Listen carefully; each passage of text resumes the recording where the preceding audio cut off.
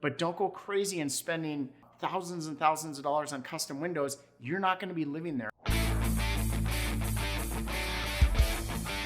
Hey guys, Sean Bloomquist, Pine Financial Group, where we work together so you succeed. If you're watching this on YouTube, make sure to like the video, hit subscribe to our channel, hit that notification bell so you get videos as soon as they come out every Friday. Today I want to give you just a quick couple tips on rehabbing the properties and actually what you want to save some money on if you can. You've heard us talk about on these videos before about knowing your neighborhood or knowing the area and how houses in that area have been rehabbed or the quality of the products that are in these houses.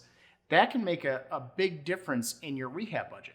So what I wanted to talk about was when you get a property under contract or you're thinking about making that offer, before you actually put your budget together, make a quick drive of that neighborhood or look online at recently sold properties and see some of the big ticket items and if they've been replaced recently, the types of quality of these items.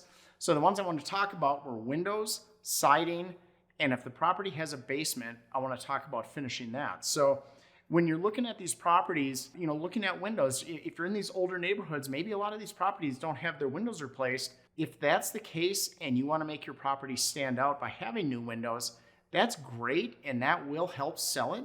But you don't have to buy custom windows or super high-end windows. You could probably get away with just decent, even pocket windows on these older homes. If they're vinyl, if they're efficient, that's going to really stand out and it's not going to break the bank on your budget. So if you can do it, great, make that extra effort, but don't go crazy and spending thousands and thousands of dollars on custom windows. You're not going to be living there, so you're not going to get the return on investment. The second one is the siding. If the home has maybe wood siding on it right now and it's in pretty rough shape, your options are paint it, replace it, right? So the painting, to have it done right, it can cost quite a bit of money. So it might make sense to replace the siding. If you're going to do that, and homes in the area have had that done to them, is it vinyl siding? Is it fiber cement? Anything like that? You're going to want to kind of go along with what everything else is to make it not be a complete oddity in that area.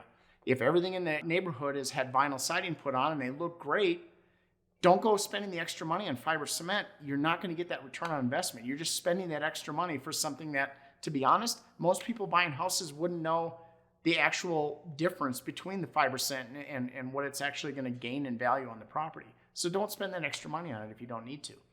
The third one I want to talk about is finishing a basement. If you're in a state where homes have basements under them, it may or may not make sense to finish that basement.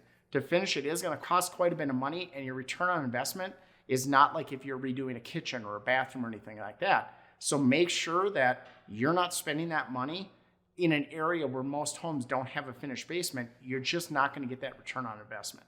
So hopefully these tips help you out, help you save some money on your rehab, but still make plenty of money on the flip of the property. If you have any other questions, feel free to reach out to us at pinefinancialgroup.com. Thanks.